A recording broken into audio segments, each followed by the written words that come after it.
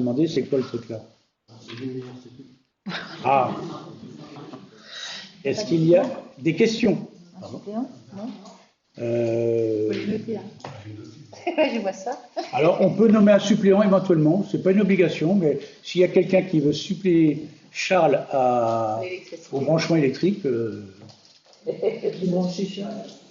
quelqu'un est intéressé pour le suppléer? Du monde, hein? C'est important. Non, on monte pas. Allez, Thierry. Thierry André, un suppléant. Je mets aux voix qui s'abstient sur ces deux noms, qui s'oppose. Merci beaucoup. Désignation d'un représentant au Comité national d'action sociale. Donc nous sommes adhérents à cet organisme et il convient de désigner un correspondant élu titulaire et suppléant, donc 2 élus, au sein du Conseil.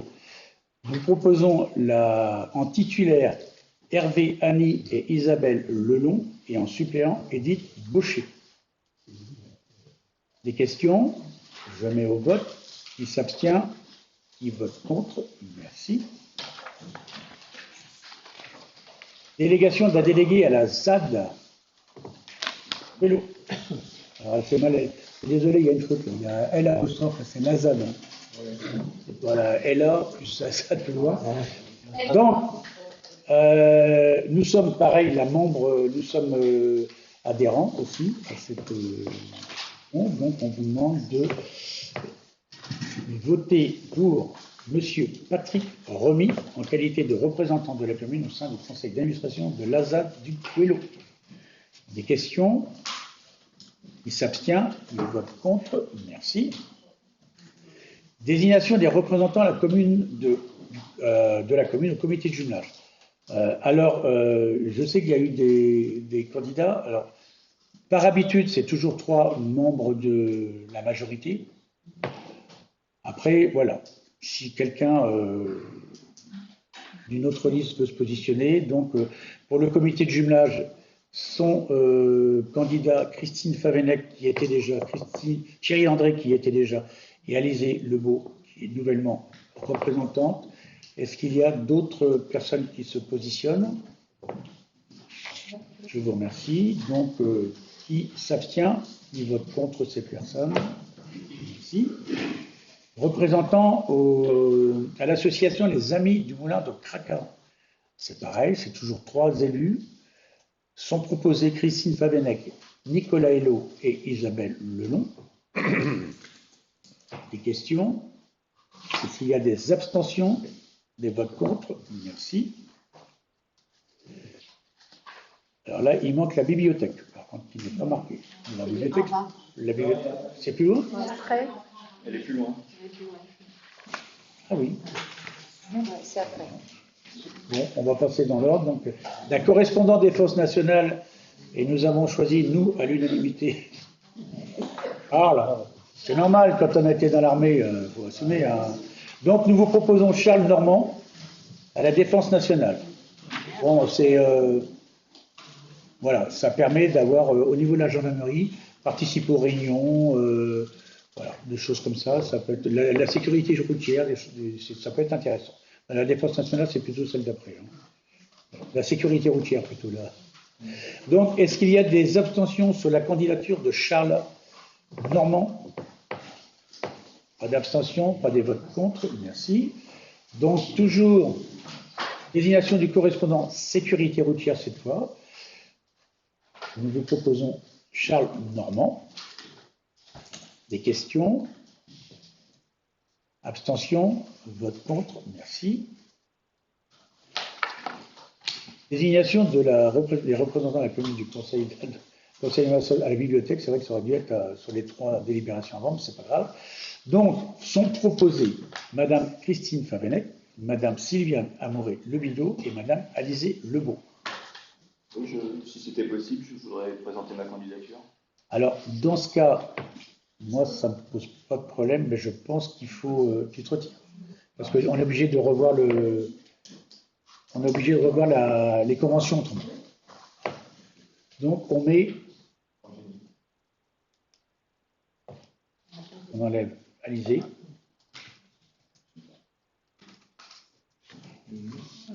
Il me met Josique. Hein, t'as mis ça, c'est bon?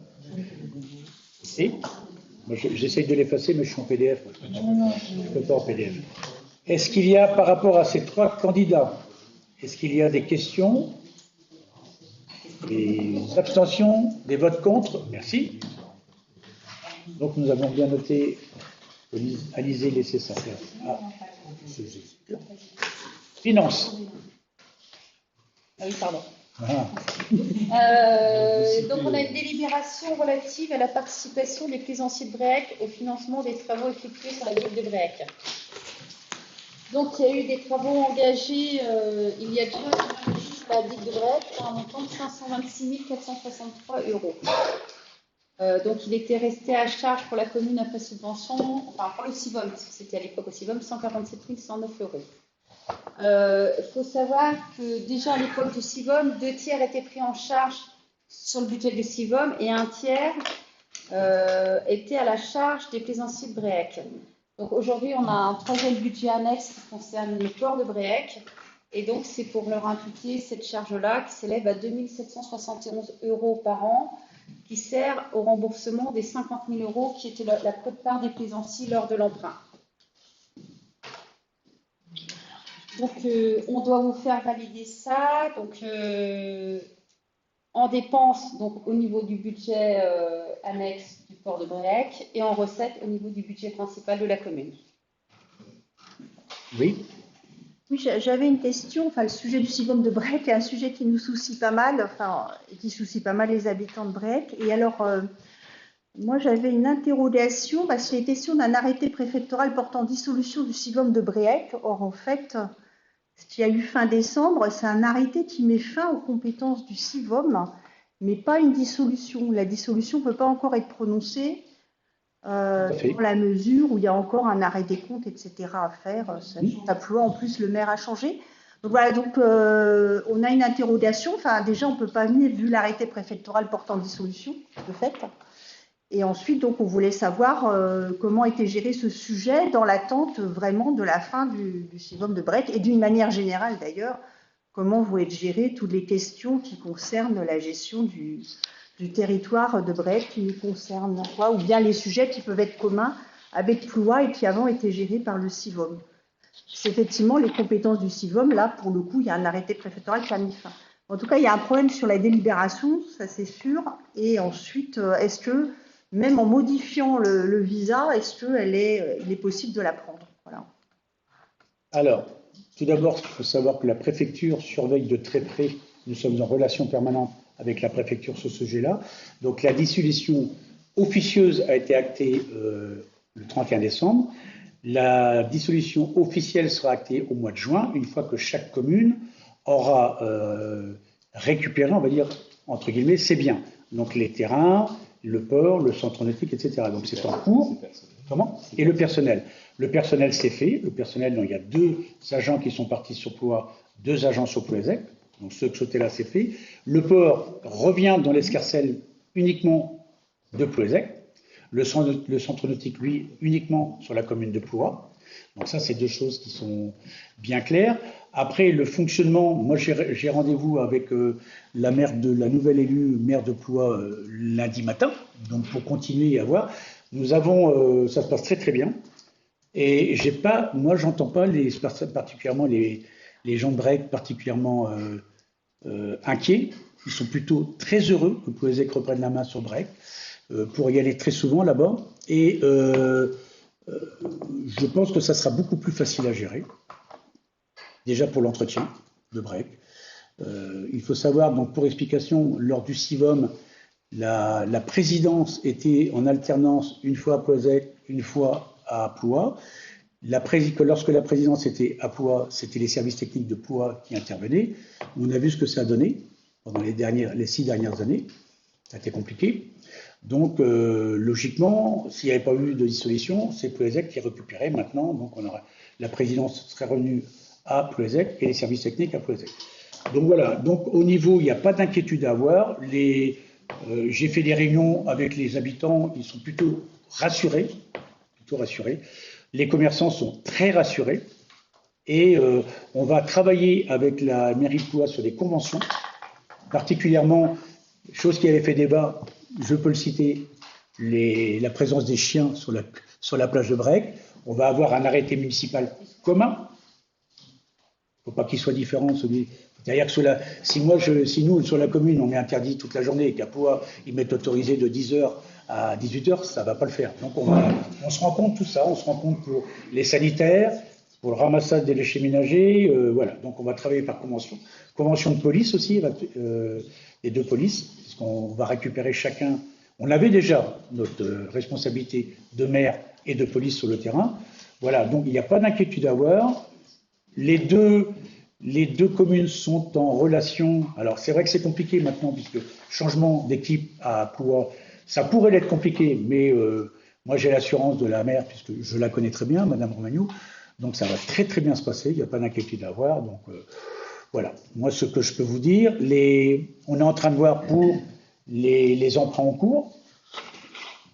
Donc pour des emprunts qu'on va récupérer, il faut savoir que sur un certain emprunt que nous on va récupérer la commune sur les travaux qui ont été faits sur la partie routière côté Plouézec, la commune de Plouézec versait 90 000 €, comme celle de Ploie d'ailleurs, au CIVOM. Ces 90 000 € qu'on ne versera plus au CIVOM puisque le CIVOM n'existe plus, nous serviront à rembourser l'emprunt. Donc encore une fois, il n'y a pas d'inquiétude à avoir et on est surveillé par la préfecture pour que ça se passe très bien. Est-ce que j'ai bien, Madame la ministre des Finances, c'est bon? Est-ce que ça répond à vos questions ou en partie ou pas tout? Oui, alors, quel est l'intérêt de prendre cette délibération-là maintenant et de ne pas faire... On a récupéré le port, hein. Déjà ça y est, c'est fait. Le port est sur la commune de Plouézec, donc on est obligé de valider tout ça. Et le partage des biens a été réalisé au 31 décembre. C'est la partie financière qui est là au 30 juin. Donc c'est la partie emprunt qui est en cours, mais partie territoriale, le port de Brec est à Plouézec depuis le 31 décembre. Il aurait mieux fallu attendre de faire tout le côté financier en une seule délibération pour mettre tout à plat, savoir exactement. On était obligé de créer un budget annexe pour le port de Brec. On ne l'avait pas. Par rapport quand on a voté le budget en mars. On avait un budget annexe pour Port-Lazo et pour Boulgueff. Étant donné qu'on récupère le port de Brec, on est obligé de faire un budget annexe. C'est une obligation.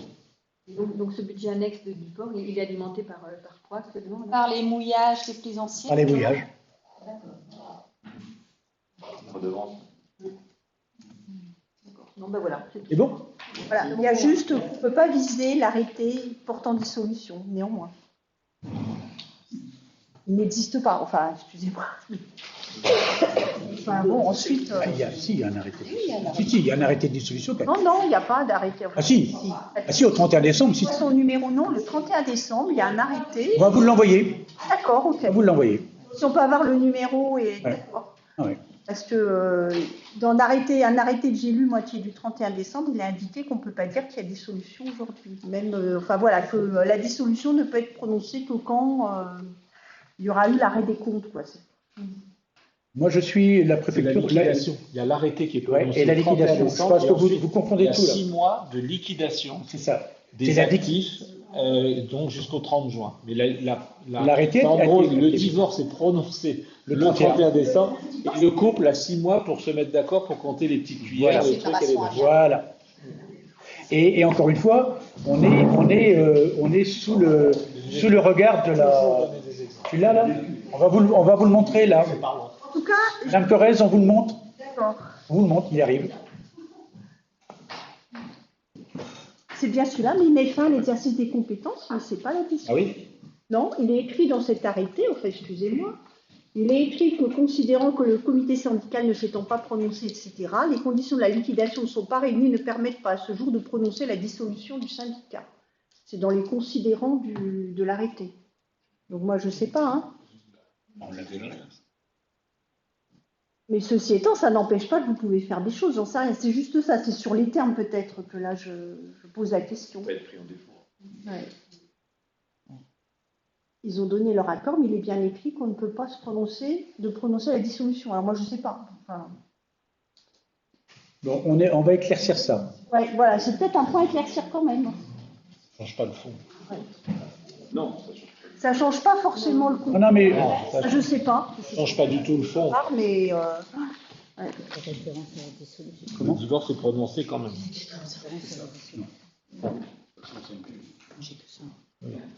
bon, on va éclaircir.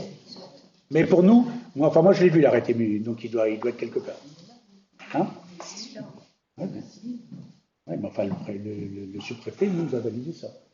Voilà, on n'a que cette pièce-là pour pouvoir. Non, il y en a une autre. Bien, alors, en dehors des réflexions et que nous allons noter sur la question de l'arrêté préfectoral, de dissolution définitive, est-ce qu'il y a d'autres questions?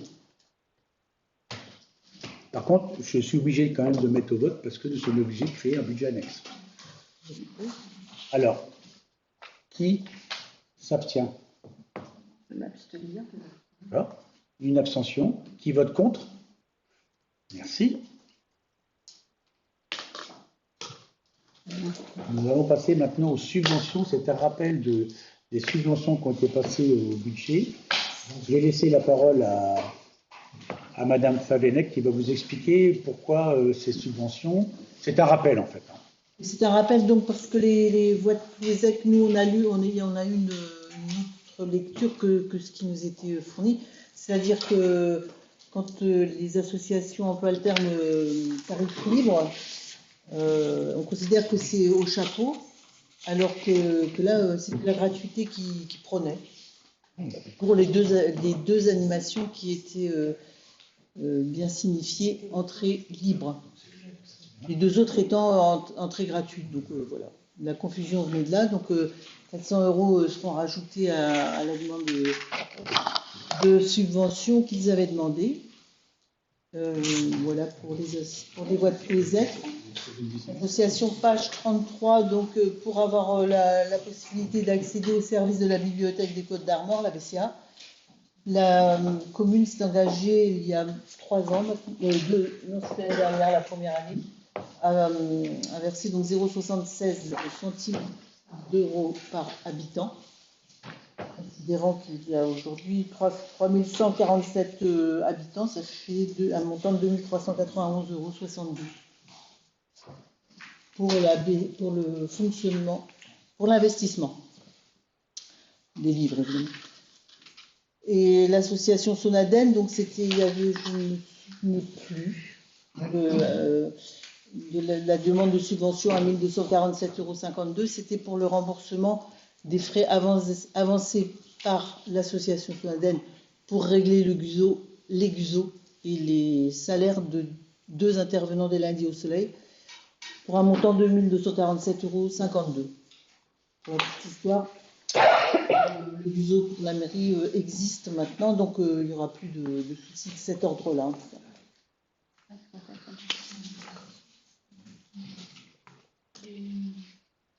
Il y avait une question sur le lundi au soleil, c'était ceux de 2025, pardon. Oui.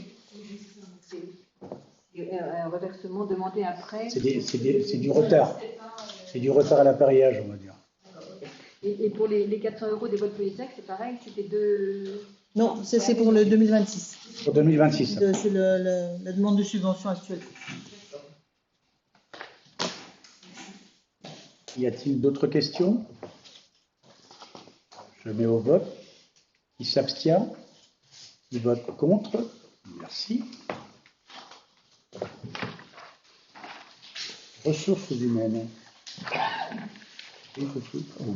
Rapidement, donc une modification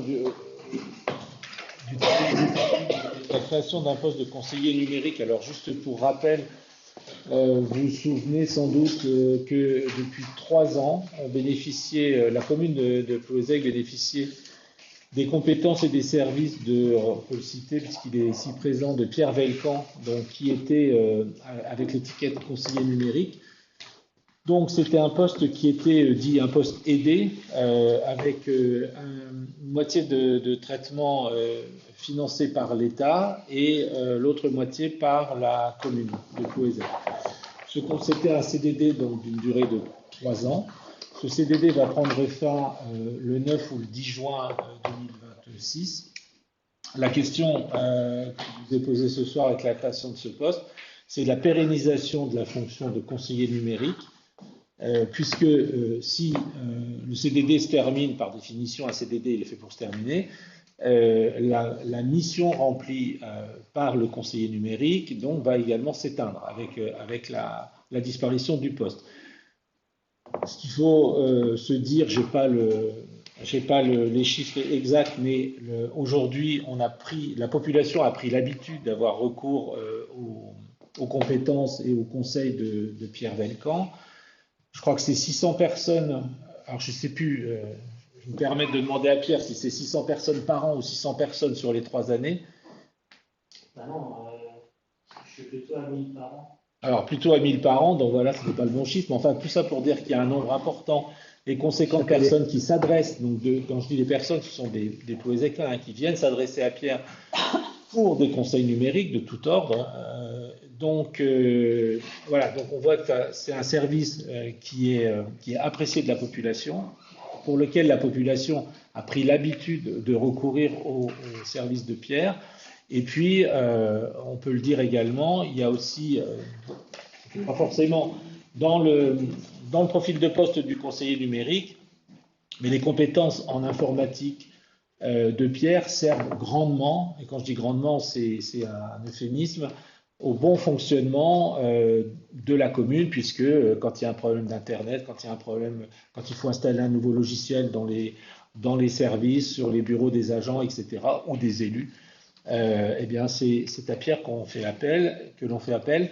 Si on n'avait pas ce poste de conseiller numérique, on aurait nécessairement recours à un prestataire de service, qui également a un coût, et dont la réactivité parfois est peut-être discutable, ou pourrait être discutable. Voilà, donc ce que l'on vous propose aujourd'hui, c'est de garder les compétences donc, de Pierre, en tout cas du conseiller numérique, puisque c'est un poste que l'on va ouvrir à partir, s'il est validé ce soir, à partir du 10 juin 2026. C'est un poste que l'on va soumettre à publicité et sur lequel, bien sûr, Pierre Velcan pourra se positionner et candidater, et qui sera sous la forme d'un CDI. Voilà. Oui, je vous en prie. Si vous avez des questions, je cadre un peu. Je peux y répondre si je peux y répondre. Juste il y a des questions. D'aller dans le sens de ce qu'a dit Patrick, c'est une obligation en fait dans une commune alors je reviens pas sur ce qu'a dit Patrick sur l'intérêt des gens. Moi j'entends systématiquement le premier à la bibliothèque, l'intérêt que les gens ont à avoir un référent numérique, quelqu'un qui les aide. C'est pas toujours évident. Il y a des pros d'Internet, il y en a qui le sont moins. Il y a ce côté-là, donc qui fait partie d'un service public, moi je considère, mais aussi le côté quand on est un peu les uns et les autres dans un problème informatique, on est bien content d'avoir quelqu'un qui le connaisse et qui puisse intervenir. Et il intervient toujours assez rapidement avec un certain sourire, quelquefois. Il est faussement modeste. Donc il est faussement modeste, et voilà. Donc ça serait dommage qu'on se prive de la qualité de la personne, mais aussi de cette fonction. On parle de deux choses là. Il y a la personne dont on parle, mais il y a le poste qui est important pour une commune comme la nôtre. Je ne vois pas comment on peut envisager de ne pas avoir un référent informatique sur la commune aussi. Donc il y a deux raisons de le prendre. Le côté service public, accueil aux personnes pour l'expliquer comment que ça fonctionne, formation, etc. Et puis le renseignement. Je sais que la dernière fois, il y a une dame qui est venue, là, il n'y a pas très longtemps, elle avait un problème d'imprimante et Pierre a résolu le problème bien plus rapidement que je ne l'aurais fait. Et voilà, donc chacun ses compétences. Et il y a une utilité à avoir quelqu'un comme ça dans notre effectif. Est-ce qu'il y a des questions? Oui. D'abord, on trouve que c'est très bien, effectivement, qu'un poste peut être pérennisé en CDI, en plus de sécuriser l'emploi d'un agent. Et puis, effectivement, il y a un réel besoin sur la commune, notamment étant donné enfin, la démographie de la commune, enfin l'âge de toute une partie de la population d'avoir une assistance numérique. Et justement, on voulait savoir plus précisément dans la fiche de poste, enfin comment c'est prévu, est-ce qu'il y a comment dire, puisqu'il y a plusieurs tâches, il y aura aussi un appui à la commune, donc qu'est-ce qui est prévu en termes de temps consacré, d'adset, publicité aussi autour de cette fonction qui est déjà un peu connue, mais je ne sais pas juste à quel point justement. Il va de soi qu'il va y avoir un appel à candidature, hein, c'est une obligation, avec une fiche de poste. Elle n'est pas encore complètement définie, mais elle sera définie par rapport au cadre de ce qu'on va demander à cette personne-là. Là, on est bien d'accord que là, il était plutôt sur une démarche de service public dans le cadre d'un plutôt conseiller numérique. Là, nous, ce qu'on souhaite, c'est d'avoir vraiment dans l'effectif quelqu'un qui fasse conseiller numérique, mais qui fasse aussi officiellement intervenant sur l'informatique et voir un peu plus. Donc, il suffit de définir la fiche technique qui va être mise sur les réseaux, sur les systèmes pour faire appel à candidature. C'est une obligation. Hein. Il y a création de poste, appel à candidature. Si c'est la question que vous posez. Non, c'était la part qui continuerait à être consacrée justement sur l'appui auprès des personnes qui sont en difficulté par rapport. Il va continuer à le faire, mais pas que. Pas que. Enfin, le cœur de métier d'un conseiller numérique, c'est bien de faire du conseil, donc du conseil à la population. Donc ça, ce qui a été fait depuis 3 années, c'est difficile d'imaginer de s'en passer ou de réduire cette partie-là, parce que vous avez raison. On est dans une commune où la sociologie de la commune est plutôt un pourcentage important de seniors qui n'ont pas tous la maîtrise de l'outil informatique, ou en tout cas une maîtrise pas forcément suffisante pour faire face à tous les besoins, puisqu'aujourd'hui, vous constatez comme moi, comme tout le monde, si vous ne maîtrisez pas bien l'outil Internet, l'outil informatique, vous êtes de plus en plus limité dans l'ensemble de vos démarches administratives les plus basiques qu'on faisait auparavant facilement, ça peut devenir compliqué. Donc ça va rester le cœur de métier. De démarches, donc de démarches administratives également. Tout à fait, c'est l'utilisation, l'accompagnement, effectivement dans les démarches, trouver les bons interlocuteurs, etc. Dans les démarches administratives diverses et variées. Ça va se poursuivre, bien entendu. Après, il y aura peut-être un étoffement de la fiche de poste à revoir avec les recherches de subventions qui n'ont pas grand-chose à voir avec le numérique, mais en même temps, c'est pour densifier aussi une fiche de poste. Vous savez qu'aujourd'hui, les subventions pour les communes, je parle sous le couvert de nos amis, nos collègues financiers, c'est un peu c'est plus que le nerf de la guerre, et donc il y a de multiples canaux pour obtenir des subventions, qui d'ailleurs se raréfie, et donc d'où l'intérêt d'avoir aussi des personnes qui sont en aptitude ou qui ont l'aptitude pour aller chercher justement ces sources de subventions. Après, pas forcément au conseiller numérique de les mettre en œuvre, mais au moins d'aller chercher les sources de subventions.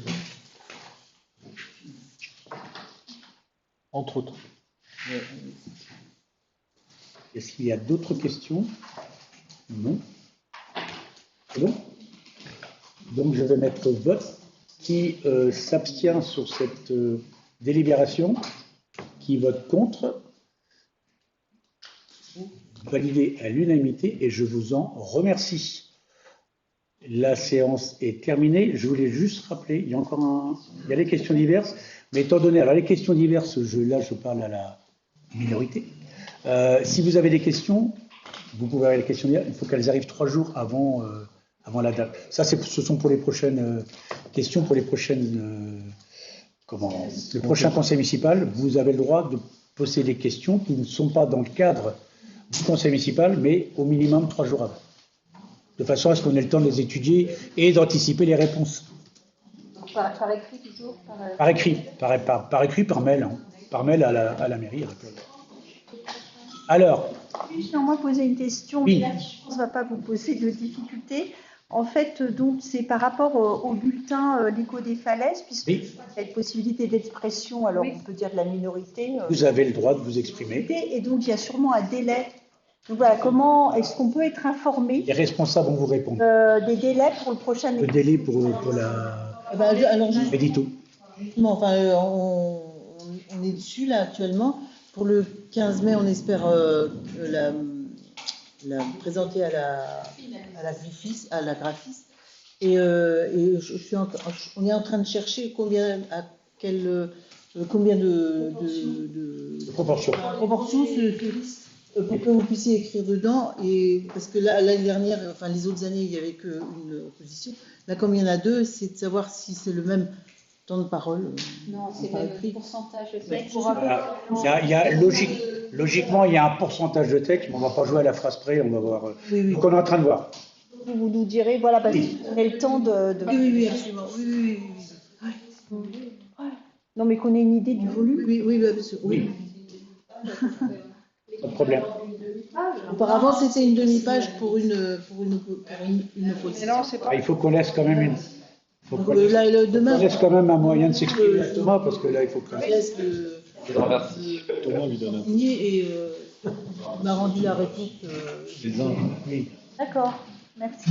Donc, rappel, si vous avez des questions diverses qui ne correspondent pas au conseil municipal, 3 jours avant. Voilà, écoutez, le conseil municipal est terminé. Je vous souhaite une bonne. Hop là. C'est toi qui décides. Non. Alors on a, oui, on a un conseil, on va pas dire extraordinaire, mais un petit peu quand même, dans 15 jours. Dans 15 jours, parce que nous avons 3 ou 4 dossiers à passer impérativement avant le prochain conseil municipal qui était prévu fin mai, juin. Fin mai, je crois. Encore un agenda, en fait. Oui. C'est arrivé, hein, on l'a découvert, on a des délibérations urgentes à prendre pour des projets qui doivent être signés là prochainement. Comment? Non, le prochain, c'est dans 15 jours. Dans 15 jours. Le 29. Et le 29, on vous signera celui d'après. Puisque du coup, ça décale un petit peu tout ça. Généralement, le conseil municipal, c'est tous les mois et demi. Mais là, on a une obligation dans 15 jours le prochain, et celui d'après sera avant l'été. Et on pourra avoir un calendrier. Ah, il faudrait déjà qu'on le fasse pour nous, le calendrier. Mais nous sommes d'accord. On fera. Ne vous inquiétez pas.